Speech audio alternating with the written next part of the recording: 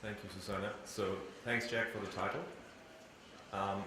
And now for something completely different, to put some Monty Python in. So, I'm one of the people behind MG-RAST.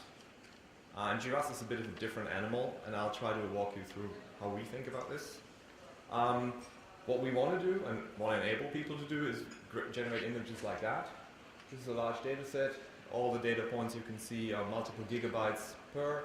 There's a lot of metadata available, or maybe not so many metadata points as you would like. I'm not going to tell you where the data set is from.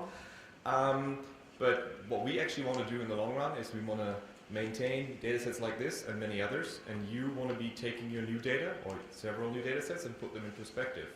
Where do they fall in this large landscape? And then you want to start evaluating your data with metadata. So you want to start coloring this and playing games, whether it's in MG-RAST as here or in QIIME, and so on. And you heard earlier today from Greg that actually there's now integration between MG-RAST and QIIME using the bio format, which is part of the Sloan effort. Worked really nice. It was hard work, but we're very much trying not to become an island, but there are reasons for being an island. The main thing is, and that's, I haven't heard this so far, maybe not in as strong a word as I would like it. The bottleneck that we're faced with, and it used to be that I was telling people analysis is becoming the bottleneck. Analysis is the bottleneck. This is an old slide that was reused heavily, has found its way in quite a few reviews. What we're trying to say is that your computing cost for running BLASTX is about 10 times the amount of your sequencing cost. And this is from 2009, so the cost for sequencing are off, and also the cost for computing on Amazon's EC2 are off. But reality remains, you will end up, if you run BLASTX in this case, it's not the smart algorithm you want to choose, I know, but people do it, and you end up paying 10 times the amount of money for running BLASTX that you pay for sequencing. Now there are some funders in the room. Is this sustainable? No. Okay, and it gets worse, because sequencing becomes cheaper over time. And as we heard, Moore's law sort of describes the price of computing. Some derivative of it describes the price of computing going down by a factor of 2 every 18 months. Sequencing is dropping in cost by a factor of 10 every year. Okay, so we have a huge gap, and the gap is growing. The problem will not go away. This will be worse in the future. So what we need to do in order to enable, say, reproducible metagenomic research, which I think the funders and also the journals are interested in, let's just do an example here. Let's say I wanted to review the HMP data. I'm a reviewer. The journal has sent me dataset identifiers. I somehow get access to the data, and I need a computational device to analyze them. Let's say I use EC2. I set up a bunch of nodes to download the data. Downloading the data will cost me $15,000. Any reviewer in the room willing to do that? Raise your hands.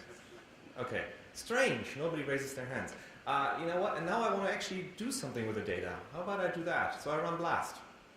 Cost me $500,000. Clearly the journals will fund that, right? There? Sure. So there's a big problem. We have a reproducibility problem. There's something missing in our ecosystem. So what do we add to the game? We're a portal. We're analysis service providers. Hey, Scott. We have a bunch of users. It's all done on a best effort basis. So they are actually, there's not really a grant to fund MG-RAST. What we do is users submit data. Data is private initially. Users can share the data with other people. There's some conditions I'll explain, and they can publish the data on our site.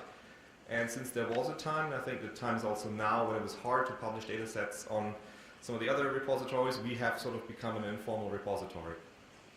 It is, just a side note, since there are funders in the room, it's very hard to get these portals funded, yet they're really useful. Thank you, Paula. We do accept a lot of data types. Actually, we accept everything that people are using. The jobs are different in sizes. We do tell people, which is kind of social engineering, Philip was also referring to that, we do tell people that we only maintain their data on our site for 120 days, and after that we reserve the right to delete it. We've never deleted a single data set unless the user wanted that. We were hoping, and that leads to some of the problems, that telling them after 120 days your data goes away, that would encourage people to start sharing. That is not the case. Let me cut that short. We're still trying to promote sharing. There's a simple reason for that, because we want to try and avoid a data set that is submitted being resubmitted once it's published, and then people sort of end up redoing the analysis. So sharing computational results is very hard. we're trying to avoid the recomputation. And the graph I'm not even going to explain in the interest of time. What I believe we need is a bunch of objects that are the data and the computations that come with the data that are curated by someone, not us, the community. There needs to be a bunch of stakeholders defining what needs to be done. And I think the major sort of change is the data isn't an endpoint, it's a starting point for many other people. We need data recycling in many ways, if you will. So what have we done? We've fully adopted the GSC standards. We're using all the various things that are out there, and very helpful, very enabling. We are requiring that people fill out metadata questionnaires before they can share their data with third parties. And this little graph on the right-hand side showing data sharing patterns. They're unfortunately very stable, so the little orange dots are users and the little connections are data sets that they're sharing. And this is actually an old view graph, but if I recreated that today, you'd still see these cliques of people that are very stably sharing sort of things amongst themselves and are not making them public. So there is a real problem. And Rita, the rules don't work. Data is not being shared. That's really, really bad. And we've talked to all the funding agencies out there. They told us, we really would like you to force your users to share data, but we're not going to help you with that. And since I want to be liked by people, at least to some extent, I'm not going to enforce that rule. Anyway, we have a lot of data sets. We have a lot of public data. About a little less than a quarter of data sets are public. Metadata is a problem. It's hard to get metadata from people. It's often incomplete or it's plainly wrong. There are marine data sets in the middle of the Sahara. Even I can find out that that is probably not correct. What are the reasons? It's hard to create and share metadata, especially if you have large numbers of data. Our UI certainly can be improved, and we're doing that. Our current UI is not suitable to large numbers of data. We're sort of copying Rob Knight's approach there. But the main problem, and this again links to what Philippa was saying, is that there needs to be benefits that the users understand for adding the metadata. Yes, sharing helps, and we need to fix the UI. But we believe there needs to be more benefits for providing metadata with your data set. So what we will do in the next version is we'll actually give them faster access to computing. So if you give us more metadata, your computations will be, well, hopefully completing sooner. In addition, there will hopefully be a button very soon that says submit my data to the EBI.